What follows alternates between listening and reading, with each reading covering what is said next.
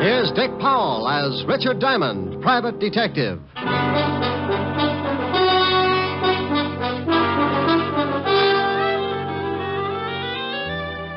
Hello there, this is Diamond.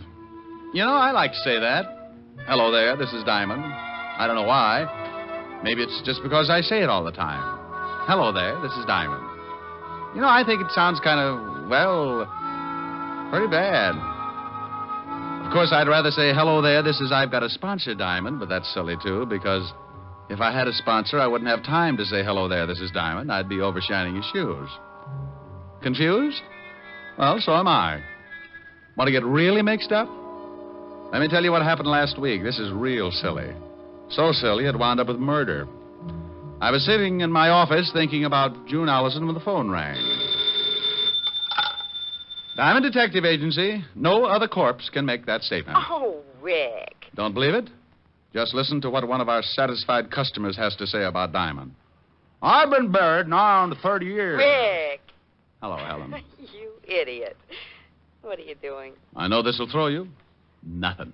No washing today? Finished an hour ago. Oh, by the way, I got a beef. A beef? Yeah, those socks you knitted for me shrunk so much I need 4 more pair. Well, if they shrunk, what do you want with 4 more pair? Going to start a new fad. Going to wear them on my toes, you know, toe socks. Well, if I knit you 4 pair, that'll only give you 10 altogether. Oh, by George, you really pulled off a speedy, didn't you? Well, howdy.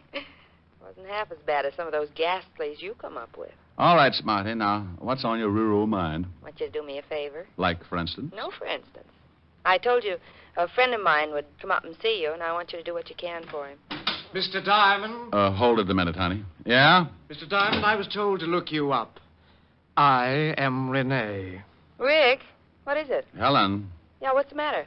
something just tiptoed into my office. I got a hunch you know about it. Oh, maybe that's Rene. That's what it says. If you are Mr. Diamond, I wish you'd please pay a little attention to me, or aren't you interested in a potential client? Hold it a second, honey. Sure, I'm always interested in a potential client. What did you do, lose your wedges? I beg your pardon? Forget it. I've got Miss Asher on the phone now. She just told me you were coming up. Oh, well, please say hello to Miss Asher. She's such a darling. Yeah. Honey, Rene says to say hello. Says you're a darling. Oh, well, say hello to Rene. He makes my hats for me. I'll get the story from him. Call you later. Now, Mr. Rene. The full name is Bené. Rene Bené. How do you do? How are you, Mr. Bené? Mr. Diamond, I have a problem, and Miss Asher seemed to think that you could help me with it. Well, depends. Cigarette? No, thanks. I never use them. Depends on what. You don't even know my problem yet. Look, I don't care if you swipe John Frederick's toupee. For $100 a day in expenses, I'll grow a mattress on his skull. Mr. Diamond, I can see that you don't know much about hats. You are so wrong. Oh, am I? Well, it may interest you to know that John Fredericks are 2 people. Mr. John and Mr. Fredericks. Look, Mr. Bené, I don't care if they're patrol number 3 of the Brownies. Can you afford $100 a day in expenses? Mr. Diamond, I am the new sensation in hats. You must look lovely. Okay, Mr. Bené, I take it you can afford me. Now, what's your problem? I want you to prevent the theft of my 3 latest creations. Hats? Creations, Mr. Diamond. Okay, creations. Why do you want them protected? Why, because someone is going to steal them before my fall showing. How do you know that? Because on similar occasions, the same thing has happened. Twice, to be exact. The designs were stolen, and 2 weeks later, that lowlife George Marchand had his showing, and my hats were the high point of his show. What did you do? What could I do? I couldn't prove it. If I attempted to expose him, he would have said that I was lying. Everybody knows how much we hate each other. I'd have been a laughingstock. Do you think he had the hats stolen? I'm sure of it. And I'm also sure that someone in my salon is responsible for the actual theft. You know definitely? No. No, but I suspect my partner, Gerald Winters. He's always been jealous of my ability. Oh, Mr. Diamond, Couldn't you open a window or something? It's frightfully hot. Oh, it's the air conditioning. I keep a bag of red lip jumbos up in the vent. Sometimes they get stuck. Red lip jumbos? Pistachio nuts. You like hats? I get hung up on pistachio nuts. Perhaps you should see a psychiatrist. I did. What happened? I sent him 5 pounds of pistachios just yesterday. Oh. Oh, well, here's my card. I'll see you at my salon, Mr. Diamond, in about an hour. Oh, and something else. I don't want my partner or the help to know that you're a private detective. What am I supposed to do? Buy a hat? Well, I'll tell them that you're a designer from Hollywood. That way, whatever you say will be all right. See you in an hour.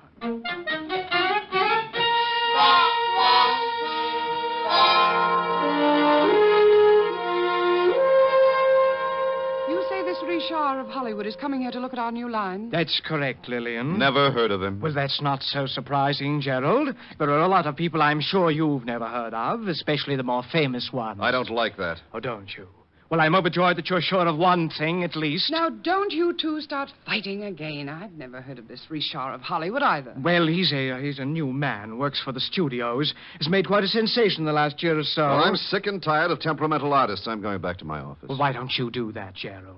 Keep the books in the black, dear partner, while I work to pay for your salary. You know, Rene, someday I'm going to strangle you with one of your own hats. Why don't you buy yourself a barbell instead? Then the next time you get into a bathing suit, there'll be no doubt that you have muscles. Oh, this boy. How can you two continue like this? It's frightful. Lillian, my love, I would rather join forces with a cobra than to keep on with Gerald. But he has an iron-bound contract that assures him of at least $50,000 a year. I'm helpless. Yes, come in. Oh, Richard, come in. Thanks. You better go out and pour some water on your partner. I just ran into him. Gerald, what do you mean? Well, I was looking for you, and he came up and introduced himself. You told him your name? Told him I was a hat designer from Hollywood, so he pointed out your office and said something about my lily white hands. And what happened? I didn't like the remark, so I shoved one of them down his throat. Oh, wonderful. This I'll have to see. I put a feather in his mouth. You can't miss him.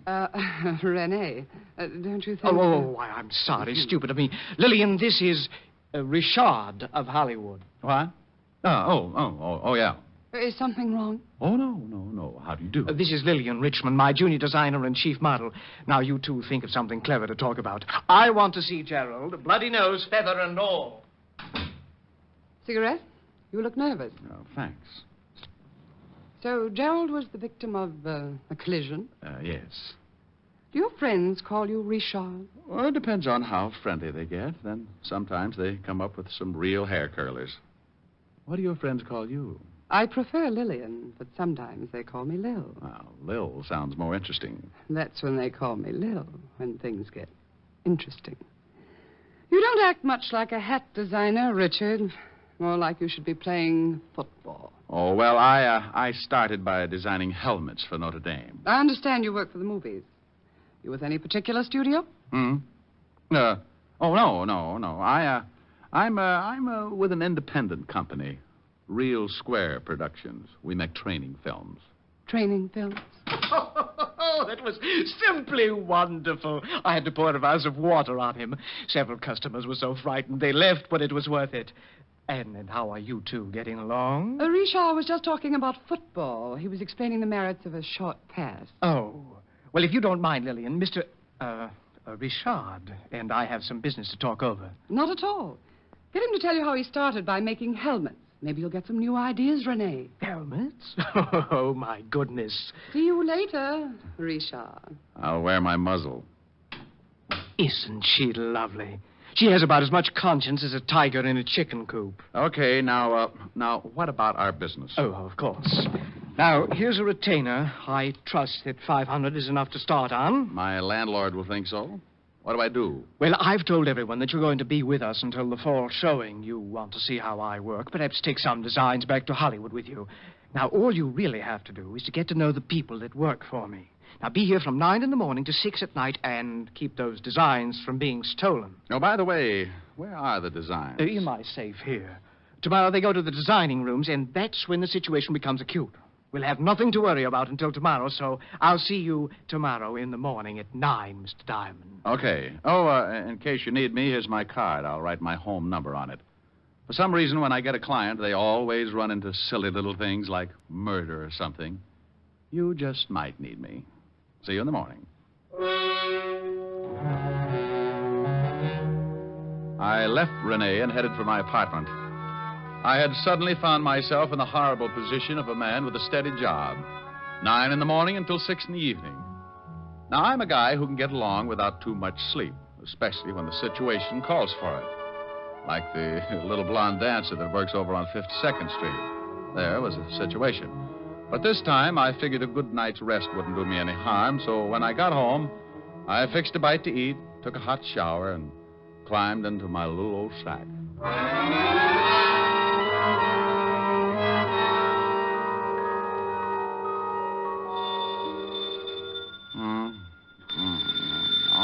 Okay. Diamond? Oh, hello, honey. Now you stop that. Wake up. What? Oh, no. Who is it? It's Lieutenant Levinson. Oh, well, bully for you. What time is it? It's 4:30 in the morning. Goodbye, Walt. Now you wait a minute. I'm just trying to make things easy on you. And what was that hello, honey, for? Oh, I was dreaming. What do you mean, make things easy for me? At 4:30 in the morning, nothing's easy. I wanted to let you get here under your own steam. I know what a shock it'd be if I sent Otis down there to drag you out of bed. Oh, yeah. Horrible. That old lady ate the fire. The Dracula was loose again. Hey, what do you want me there for? Well, I know you won't be surprised, but there's been a Rittero killing. Well, so what? So you're mixed up in it. Now get down here. Now, wait a minute. Who's dead? A guy named Bené, auto accident. Rene Bené? Yeah, I guess that's the way you pronounce it. You see, Otis, you mallet head, you were wrong. It's pronounced Bené, not Benny. That idiot was calling him Rene Benny. Walt, how did you know I was working for Bené? Your card was found in his pocket. I'm at 125th Street, so come on up as fast as you can. Well, as soon as I get my football helmet off. Football helmet? You sleep in a football helmet? Well, I do. Don't you? Bye. I left the apartment and took off the address Walt had given me. It was way uptown on Riverside Drive. It was cold, and the fog had begun to drift in. I found Walt over near the prowl car, and he briefed me. Rene Bené had been killed in an automobile accident. His car had crashed over a 100-foot viaduct.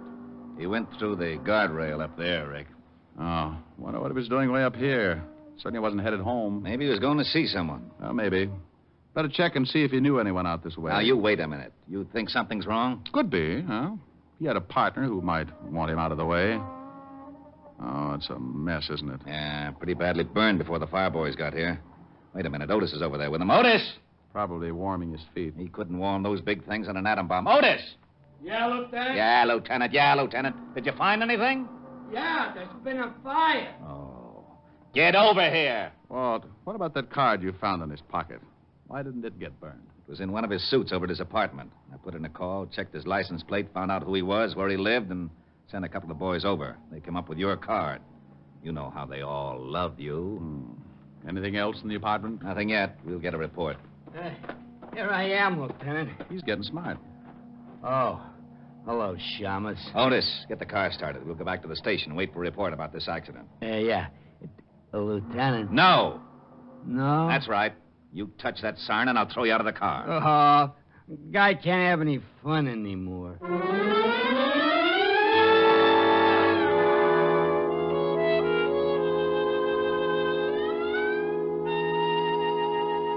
Walt, when are you going to get that report? It's 6:30 in the morning. I know it's 6:30. I always yawn like this when it's 6:30. Oh, maybe this is it. Yeah?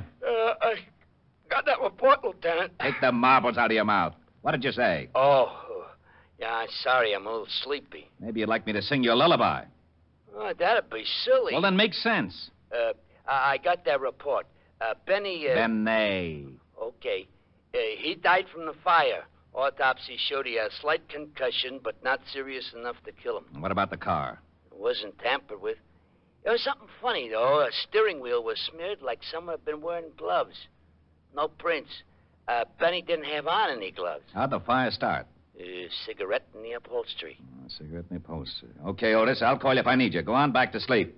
Did you hear? Yeah. Bené was murdered. What makes you so sure? Walt, Otis said he had a slight concussion, but not enough to kill him, right? Okay. You're going to tell me that he was unconscious the whole time it took that fire to start? Ordinarily, a cigarette smolders a long time. Then why didn't he get out of the car? Because he didn't have time to wake up. Someone helped that fire along, got it burning in a few minutes, and then pushed the car over the viaduct. Ah, that isn't enough. Okay. How's this, then? Bené didn't smoke. Now, that I'll buy. But how do you know? He told me. I offered him a cigarette in my office this morning. Well, who do you think did it? Well, I know he had two enemies. His partner, Gerald Winters, and another hat designer, a George Marchand. I'll have them picked up. No. Let him alone for a while. Huh? Let's have some breakfast first, and then go down to Rene's salon when it opens.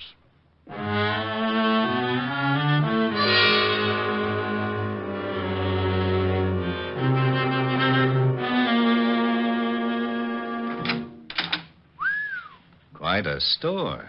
Yes? Oh, good morning. How's Richard from Hollywood? From hunger. Richard from Hollywood. All right, Oh, I wish Otis was here. He'd love this.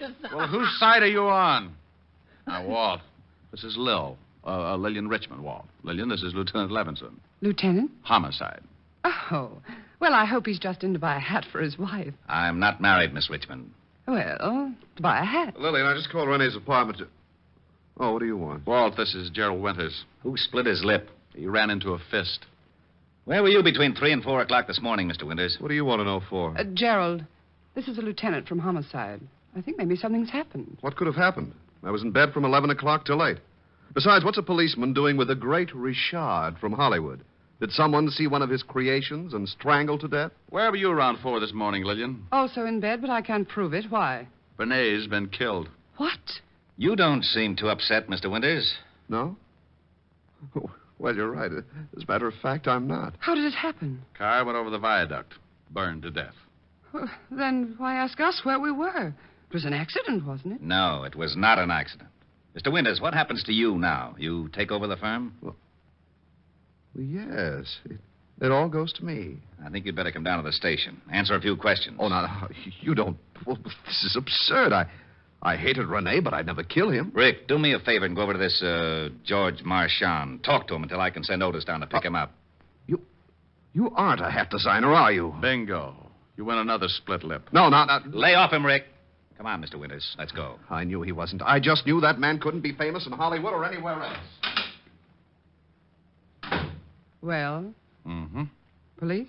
Private detective. The name's Diamond. Mm-hmm. Did you ever play football? Yeah. Stop back after you see Marchand. I'd like to find out more about the game. Strong line and a good backfield. You've played it.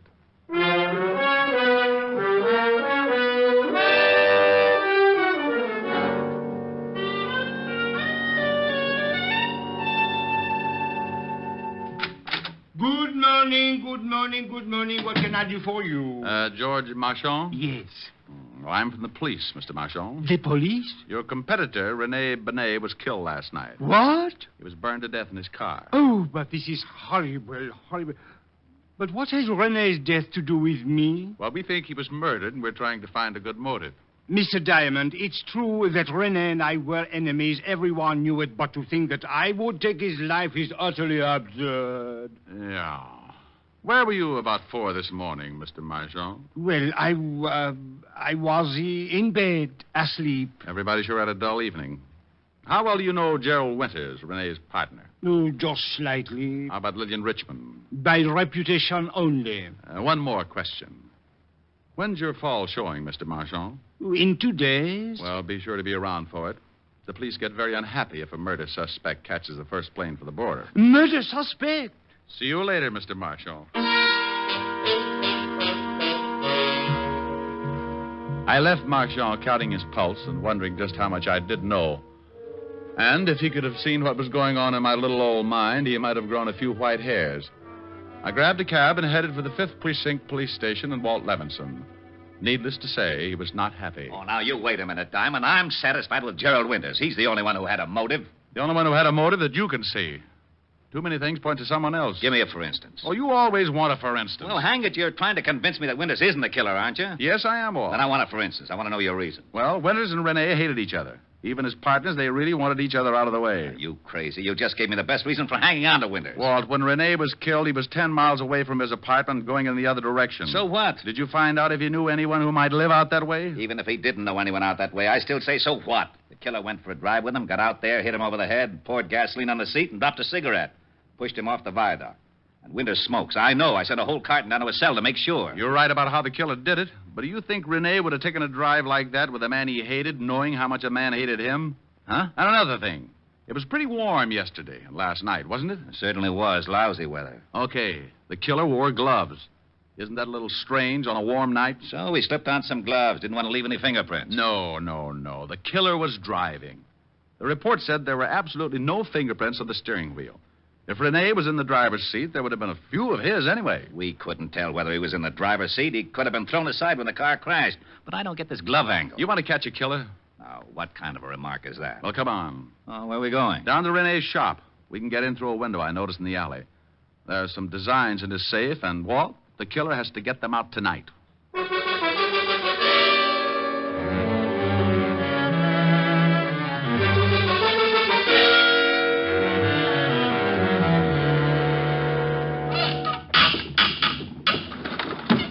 There you are, Lieutenant. It's Jimmy. Rick, I don't like this. Busting into a place without a warrant. Oh, go on. Climb in and watch out for the burglar alarm. All right. Come on, Otis. Okay. Here, I'll give you a hand, Diamond. Oh, well, that ought to be easy for you, Otis. Yeah, why? Well, you could hold on with the other four and still have one left over to grab me. Oh, is that so? You two lay off. Come on, Rick. Show me where to go. Right over here, in Rene's office. What makes you think the killer hasn't already stolen the plans? I wouldn't have done it the night of the murder. That would have shown a motive. Wouldn't have done it today. Too many people in the shop. Go on in. Gee. Spooky. I can't see a thing. Walt, watch this. Boo. Ah, for Pete's sake, Shaw. Now, lay off, Otis Diamond. And where do we hide? Just sit down anywhere and be quiet. The first person through that door is our killer.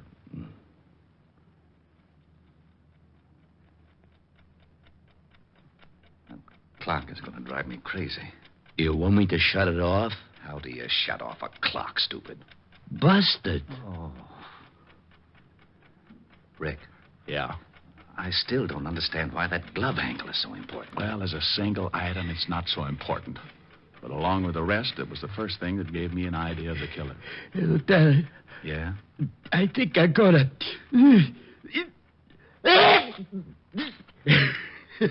I did. Oh.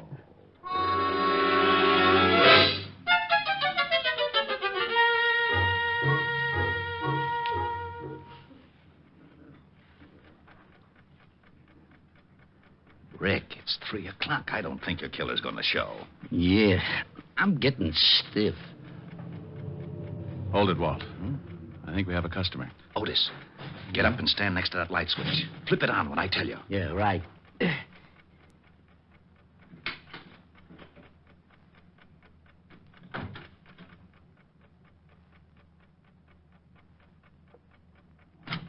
Okay, Otis. Oh, hello, Lillian. Oh, you startled me. What's this all about? What are you doing here? Waiting for you. For me? I don't understand. I was just coming over to pick up some of my sketches. I forgot them this afternoon. So you waited until 3 in the morning? I had a date. Yeah. Otis, go out and drag in her date. Now, you wait just a minute. I don't know what this is all about, but Go you've ahead, no Otis. right to... All right. Mr. Diamond, would you mind telling me what this is all about? Sure, Lever. Point by point, it goes something like this. Rene Bené was killed by someone he knew and trusted. He never would have gone for that riot otherwise. Bené didn't smoke, so the killer was an amateur and started the fire with a cigarette. The killer wore gloves, and it was too hot that night for a man to wear them without looking suspicious. Are you saying that you think That you killed Bené? Sure you did. Come on, you get in there. Your dirty hands off of me. Yeah, here he is, Lieutenant. This is the guy in the car. Lil, what is this all about? You better ask Mr. Diamond, although I don't think he'll make much sense. He just accused me of killing Rene. What? Good morning, Mr. Marchand. I thought you didn't know Lillian. Well, prior to this evening, I did not. I called her because I wanted to talk to her about Rene's death. Ah, you're lying. Today at your shop, you called me Mr. Diamond. How did you know my name? Well, you told it to me. No. You're fibbing again. I just said I was from the police. Only one person who knew both of us could have called you, and she also knew I was on the way over to your shop. didn't you, Lil? The name is Miss Richmond. Now prove that I killed Rene. You've got no motive. Well, the designs are enough to start with. You probably suspected I wasn't a hat designer.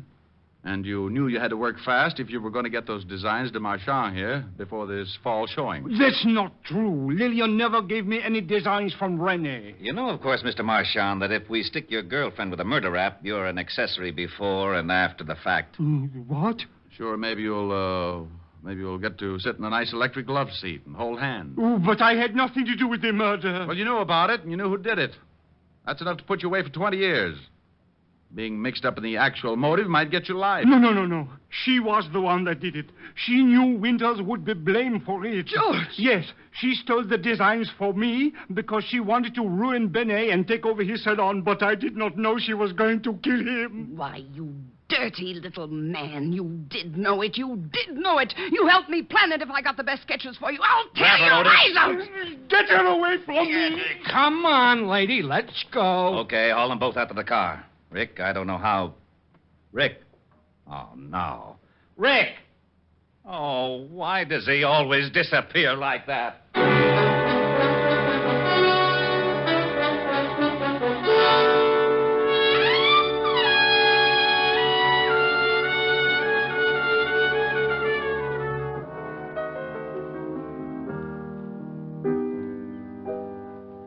Rick, what's that you're playing? That's a new thing. Kind of pretty.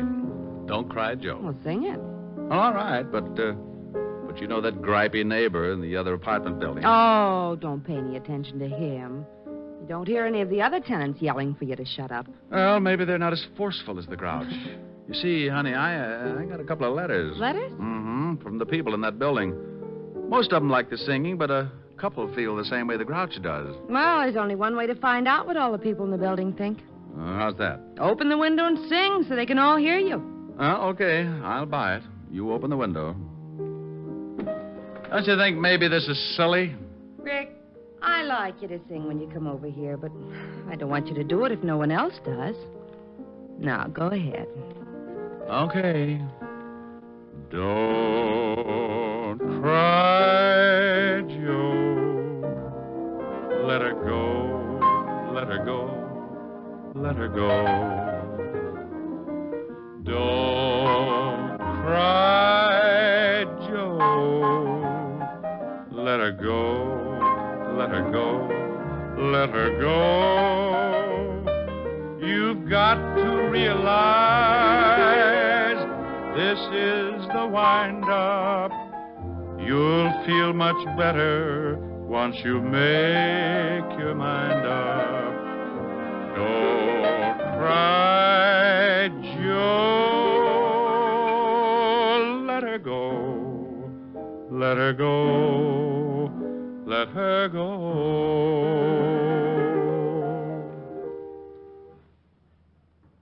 No reaction yet. Maybe they all took poison. Well, give them time. We'll find out soon enough. I guess so. Come on, let's go to the kitchen and case the icebox.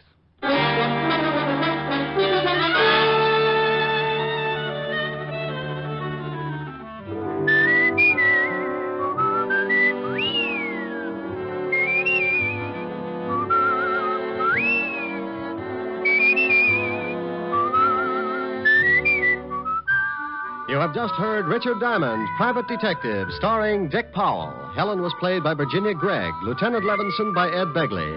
Also in our cast were Wilms Herbert, Hy Averback, Kay Brinker, Clark Gordon, and Jay Novello. Music was under the direction of Frank Worth. Richard Diamond is written by Blake Edwards and directed by Richard Sandville. Dick Powell soon will be seen in the screen version of the best-selling novel, Mrs. Mike.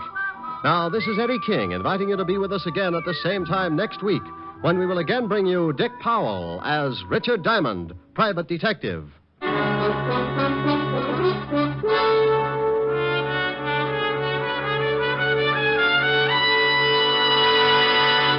Saturday night brings you some of the week's best radio entertainment when you tune for the stars on NBC. Stay tuned to NBC every Saturday evening for a great lineup of programs, including Hollywood Star Theater, Ralph Edwards' Truth or Consequences, Your Hit Parade, A Day in the Life of Dennis Day, The Judy Canova Show, and Grand Ole Opry. All the best on NBC. Stay tuned for Irene Dunn and Hollywood Star Theater on NBC.